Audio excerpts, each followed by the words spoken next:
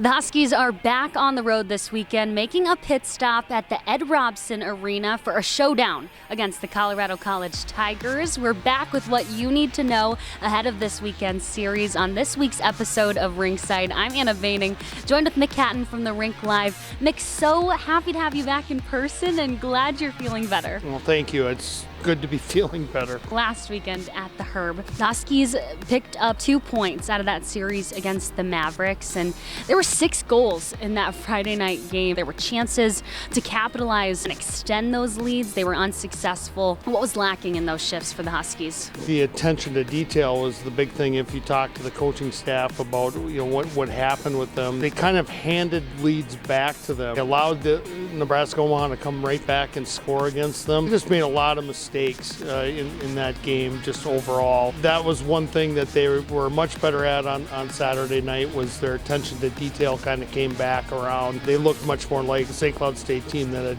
gotten off to such a great start in the conference play. And the Huskies and the Mavericks went into overtime both nights. What does that show for the Huskies' overall team resilience and push through this tough series? It showed a lot in particular on that Friday night game, because not only did they give up those 2-goal leads, but they ended up trailing for a stretch there in the third period against Nebraska Omaha, and they were able to find a way to tie that game up and send it into overtime. So I thought Dylan Anhorn kind of stepped up into a big role right there, made a big time shot, got them to where they hoped was going to be a little bit better situation than what ended up happening in overtime, but they got themselves to overtime, and that was a big thing. On Saturday night, to go into overtime with a goalie who was playing in his first college game, that was huge for them. Unfortunately, the extra points kind of went Nebraska Omaha's way, but there was some resolve to St. Cloud State throughout that series. Talk about resilience. You mentioned Jimmy Gray, who was in net for his debut start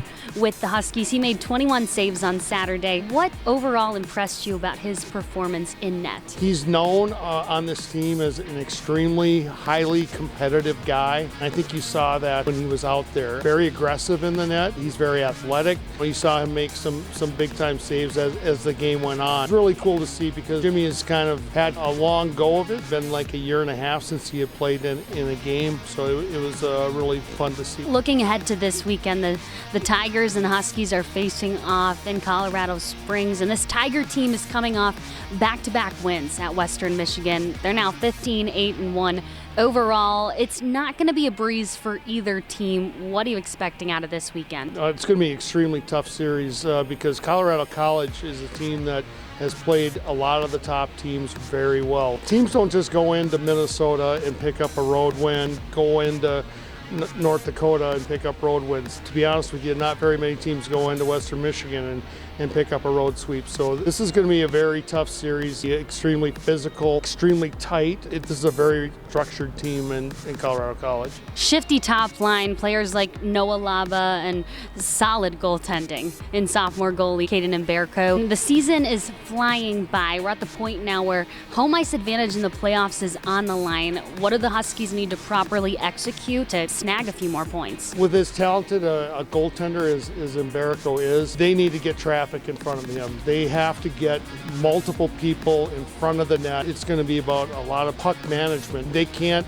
be turning pucks over, because this is a team that wants to play physical and they want to just grind you out. And so, St. Cloud State's going to have to find a way to kind of combat that, control the play with how they are handling the puck. It's going to have to be hard-nosed, right in front of the net, grind it out kind of hockey. Well, that's all the time we have. Thank you for your time, Nick.